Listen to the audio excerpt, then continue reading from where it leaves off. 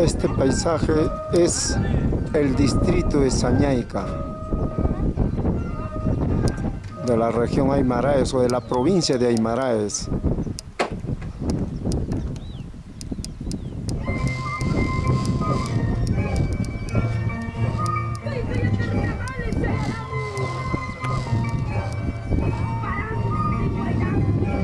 Todos preparándose para la fiesta de Tinca, o prácticamente lo que dicen Chutacuyo, que va a ser el día de mañana. Hoy se están preparando para la fiesta que va a ser la Tinca, que hacen visita a las casas.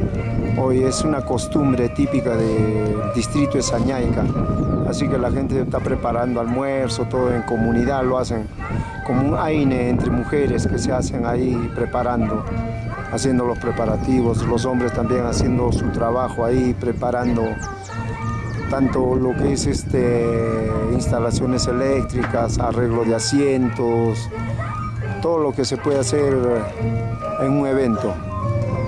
Así desde las alturas del distrito de Sañaica, para Huaynos y Folclor. Así es como se está transmitiendo esto en vivo.